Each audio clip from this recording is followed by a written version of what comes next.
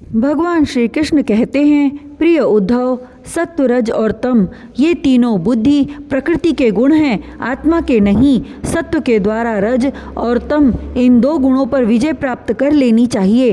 तदनंतर सत्व गुण की शांति वृत्ति के द्वारा उसकी दया आदि वृत्तियों पर भी शांत कर देना चाहिए। जब सत्वगुण की वृद्धि होती है तभी जीव को मेरे भक्ति रूप धर्म स्वधर्म की प्राप्ति होती है। निरंतर सात्विक वस्तुओं का सेवन करने से ही सत्वगुण की वृद्धि होती है और तब मेरे भक्ति रूप स्वधर्म में प्रवृत्त होने लगती है। जिस धर्म के पालन से सत्वगुण की वृद्धि हो वही सबसे श्रेष्ठ है।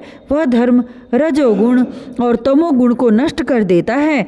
जब वे दोनों नष्ट हो जाते हैं तब उन्हीं के कारण होने वाला अधर्म भी शीघ्र ही मिट जाता है। शास्त्र, जल, प्रजाजन, देश, समय, कर्म, जन्म, ध्यान, मंत्र और संस्कार ये 10 वस्तुएं यदि सात्विक हों तो सत्वगुण की, राजसिक हो तो रजोगुण की और तामसिक हो तो तमोगुण की वृद्धि करती हैं।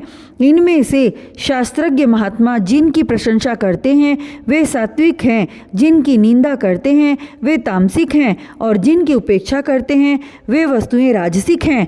जब तक अपने आत्मा का साक्षात्कार तथा स्थूल सूक्ष्म शरीर और उनके कारण तीनों गुणों की निवृत्ति न हो तब तक मनुष्य को चाहिए कि सत्वगुण की वृद्धि के लिए सात्विक शास्त्र आदि का ही सेवन करे, क्योंकि उससे धर्म की वृद्धि होती है और धर्म की वृद्धि से अंतःकरण शुद्ध होकर आत्म तत्व का ज्ञान होता है। बांसों की रगड़ से आग पैदा होती है और वह उनके सारे वन को जलाकर शांत हो जाती है। वैसे ही यह शरीर गुणों के वैषम्य से उत्पन्न हुआ है। विचार द्वारा मंथन करने पर इससे ज्ञानाग्नि प्रज्वलित होती है और वह समस्त शरीरों एवं गुणों को भस्म करके स्वयं भी शांत हो जाती है। उद्धव जी ने पूछा, भगवान, प्रायः सभी मनुष्य इस बात को जानते हैं कि विषय विपत्तियों के घर हैं, फिर भी वे कुत्ते, गधे और बकरे के समान दुख सहन करके भी उन्हीं को ही भोगते रहते हैं। इसका क्या कारण है? भगवान श्री कृष्ण ने कहा, प्रिय उद्धव, जीव जब अज्ञानवश अपने स्वरूप को भूलकर हृदय से सूक्ष्म स्थूल आदि शरीरों में अहम बुद्धि कर बैठता है, जो कि सर्वथा भ्रम ही है, तब उसका सत्व प्रधान मन घोर रजोगुण की ओर झुक जाता है, उससे व्याप्त हो जाता है। बस जहाँ मन में रजोगुण की प्रधानता हुई कि उसमें संकल्प विकल्पों का तांता बंध जाता है, अब वह विषयों का चिंतन करने लगता है और अपनी दुर्बुद्धि के कारण काम के फंदे में फंस जाता है, जिससे फिर छुटकारा होना बहुत ही कठिन है।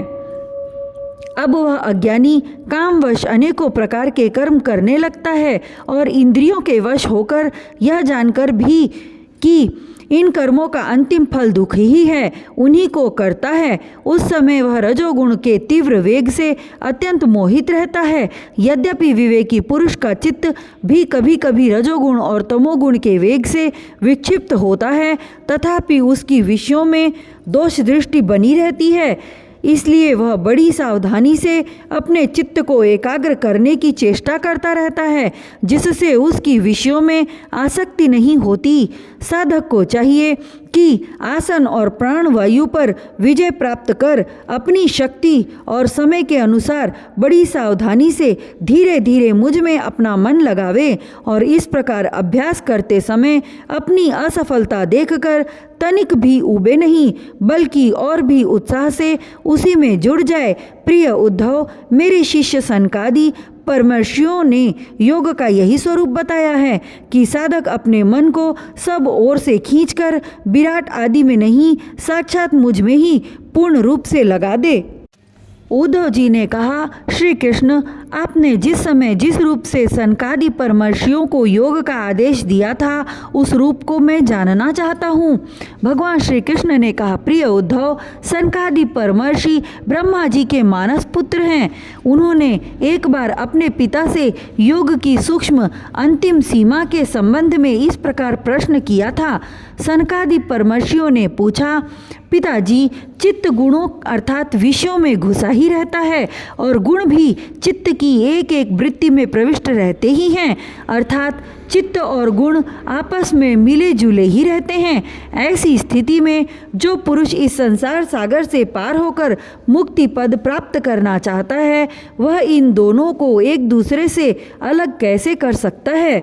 भगवान श्री कृष्ण कहते हैं, प्रिय उद्धव, यद्यपि ब्रह्मा जी सब देवताओं के शिरोमणि स्वयंभू परमर्षियों के स्वयंभू शिरोमणि और प्राणियों के जन्मदाता हैं, फिर भी सनकादि परमर्षियों के इस प्रकार पूछने पर ध्यान करके भी वे इस प्रश्न का मूल कारण न समझ सके, क्योंकि उनकी बुद्धि कर्म प्रवण थी।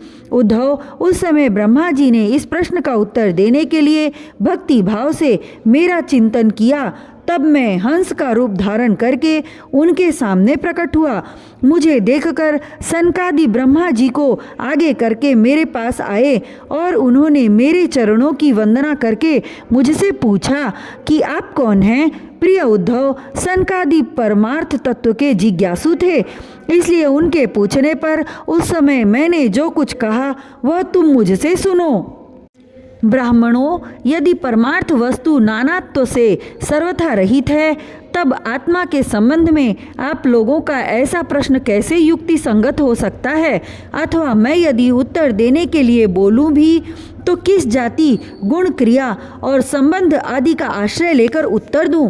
देवता, मनुष्य, पशु, पक्षी आदि सभी शरीर पंचभूतात्मक होने के कारण अभिन्न ही हैं और परमार्थ रूप से भी अभिन्न हैं।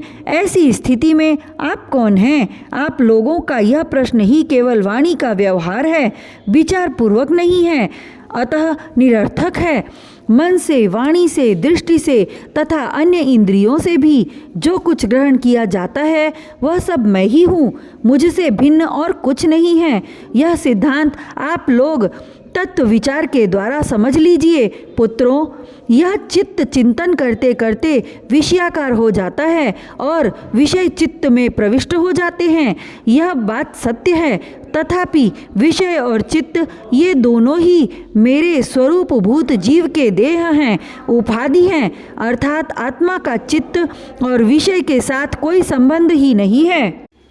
इसलिए बार बार विषयों का सेवन करते रहने से जो चित्त विषयों में आसक्त हो गया है और विषय भी चित्त में प्रविष्ट हो गए हैं, इन दोनों को अपने वास्तविक से अभिन्न मुझ परमात्मा का साक्षात करके त्याग देना चाहिए। जागृत, स्वप्न और सुषुप्ति ये तीनों अवस्थाएं सत्वादि गुणों के अनुसार होती हैं और बुद्धि की वृत्तियां हैं, सच्चिदानंद स्वर का स्वभाव नहीं। इन वृत्तियों का साक्षी होने के कारण जीव उनसे विलक्षण है। यह सिद्धांत श्रुति, युक्ति और अनुभूति से युक्त है, क्योंकि बुद्धि वृत्तियों के द्वारा होने वाला यह बंधन ही आत्मा में त्रिगुणमयी वृत्तियों का दान करता है। इसलिए तीनों अवस्थाओं से विलक्षण और उनमें अनुगत मुझ तुरीय तत्व में स्थित होकर इस बुद्धि के बंधन का परित्याग कर दे, तब विषय और चित्त दोनों का युगपत त्याग हो जाता है। यह बंधन अहंकार की ही रचना है और यही आत्मा के परिपूर्णतम सत्य, अखंड ज्ञान और परमानंद स्वरूप को छिपा देता है। इस बात को जानकर विरक्त हो जाए और अपने तीन अवस्थाओं में अनुगत तुरीय स्वरूप में होकर संसार की चिंता को छोड़ दे। जब तक पुरुष की भिन्न भिन्न पदार्थों में सत्य बुद्धि, अहंग बुद्धि और मम बुद्धि युक्तियों के द्वारा निवृत्त नहीं हो जाती, तब तक वह अज्ञानी यद्यपि जागता है तथापि सोता हुआ सा रहता है। जैसे स्वप्न अवस्था में जान पड़ता है कि मैं जाग रहा हूँ, आत्मा से अन्य देह आदि प्रतीयमान नाम रूपात्मक प्रपंच का कुछ भी अस्तित्व नहीं है। इसलिए उनके कारण होने वाले वर्णाश्रमादि भेद, स्वर्गादि फल और उनके कारणभूत कर्म ये सब के सब इस आत्मा के लिए वैसे ही मिथ्या हैं जैसे स्वप्नदर्शी पुरुष के द्वारा देखे हुए सब के सब पदार्थ, जो जागृत अवस्था में समस्त इंद्रियों के द्वारा बाहर दिखने वाले संपूर्ण क्षण भंगुर पदार्थों को अनुभव करता है और स्वप्न स्वप्नावस्था में हृदय में ही जागृत में देखे हुए पदार्थों के समान ही वासना में विषयों का अनुभव करता है और सुषुप्ति अवस्था में उन सब विषयों को समेटकर उनके लय को भी अनुभव करता है। वह एक ही है।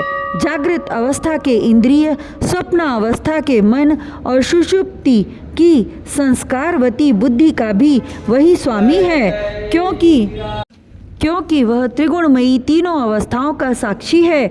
जिस मैंने स्वप्न में देखा, जो मैं सोया वही मैं जाग रहा हूँ, इस स्मृति के बल पर ही एक ही आत्मा का समस्त अवस्थाओं में होना सिद्ध हो जाता है। ऐसा विचार कर मन की ये तीनों अवस्थाएं गुणों के द्वारा मेरी माया से मेरे असंश स्वरूप जीव में कल्पित की गई हैं और आत्मा में ये नितांत असत्य हैं। ऐसा निश्चय करके तुम लोग अनुमान सत्पुरुषों द्वारा किए गए उपनिषदों के श्रवण और तीक्ष्ण ज्ञान खड्ग के द्वारा सकल संशयों के आधार अहंकार का छेदन करके हृदय में स्थित मुझ परमात्मा का भजन करो। यह जगत मन का विलास है, दिखने पर भी नष्ट प्राय है। आलात चक्र तुकारियों की बनेठी के समान अत्यंत चंचल है और भ्रम मात्र है, ऐसा समझें। ज्ञाता और ज्ञेय के भेद से रहित एक ज्ञान स्वरूप आत्मा ही अनेक सा प्रतीत हो रहा है। यह स्थूल शरीर, इंद्रिय और अंतःकरण रूप तीन प्रकार का विकल्प गुणों के परिणाम की रचना है और स्वप्न के समान माया का खेल है, अज्ञान से कल्पित है।